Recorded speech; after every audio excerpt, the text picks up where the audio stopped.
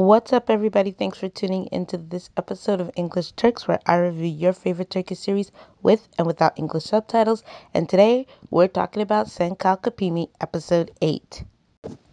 All right, guys, I just want to start off this by saying I completely agree with Eda. Like, if you haven't watched the episode, don't listen to this because it's going to spoil it for you. But Eda was totally right. She shut Serkan down, and he deserved to be shut down. Okay? Because, first of all, he embarrassed her in front of everybody. Like everyone that they see all the time. He literally embarrassed her. And wasn't that in the contract? Like, she didn't say that, but wasn't it in the contract that he was not to embarrass her like that?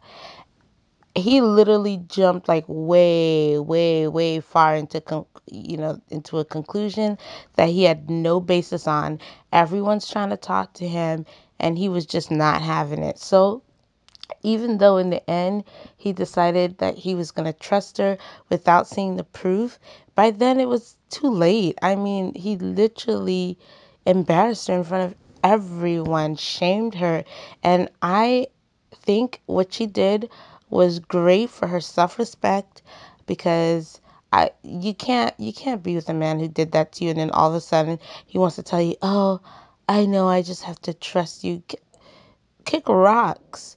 Kick rocks. If you didn't trust me from the beginning, you learned it a little bit too late. So I definitely agree with Eda with the decision that she made to basically still walk away, give him that ring, girl, stuff it down his throat, let him choke on it. I don't care.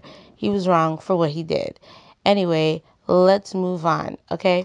So I felt so bad for Melek because she finally realized that Khan was like playing her. I was really scared when they went into the office and Fifi started. I thought Fifi was just gonna hold them in a chokehold, but I don't know what she did to knock him out. But thank God she did, because Melo basically fell over herself. So it was great that they got the proof, and that now she's not going to be played by this guy anymore. And the aunt was telling Melo that, and thankfully, Melo didn't turn. Melek wasn't like negative towards the aunt for telling her that. So I'm like glad that that whole thing cleared itself up. And I like that Serkan's dad, Atakan, came and spoke to Serkan. He's like, "Look, she's changing our entire family." I honestly thought that the mom was going to call Sefia and say, "Hey, don't come back home because Atakan came home, and so stay away for, a few days," but she didn't. So it's great to see that the family is changing. But now I guess the new conflict is going to be basically Serkan trying to get back with Eda. And as far as Celine goes, honestly, I really think that Feta is a good guy. I'm so glad when they had the conversation by the horses, they didn't do anything to go against, their significant others. But basically, what Celine did do there was say that she didn't love Fetty. Like, she's just with him because it makes sense.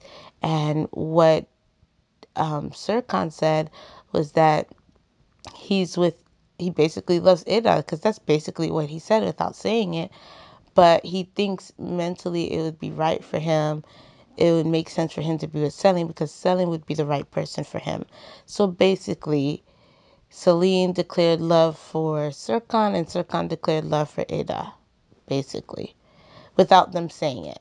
So I'm interested to see how the next episode is going to go, because we already know that Ada has feelings for him, and I think he kind of has an idea. I think he's thinking that. So it's going to be interesting to see how they navigate through that. I really want to figure out what's Fedit's going to do, because I mean, he basically told Ida that he's going to stay with Celine regardless, even though he knows that Celine doesn't love him like that. But I think it's something that she has to build up into, because she was so in love with Serkan and was with the man for 5 years. So I'm hoping that he will still give her a little bit of slack so that she can, gradually grow to love him instead. And then as far as Engin and gosh, I'm forgetting her name now. Engin and Jeden and Pilar, I think that's her name. I might be saying it wrong. Forgive me if I am. Um, I'm happy that things are progressing with them. I'm glad that Jeden doesn't really want Elgin, but would rather help him to get Pilar. Is that her name, Pilar? I know I'm saying it wrong, guys, but forgive me for that. But anyway, it was a good episode. It was interesting to watch. And I can't wait to see what happens next week. There's not much to say except that you go, Edda, you protect yourself and you keep yourself from being embarrassed ever again. Anyway, let me know what you guys think, and I'll see you guys in the next review. Bye.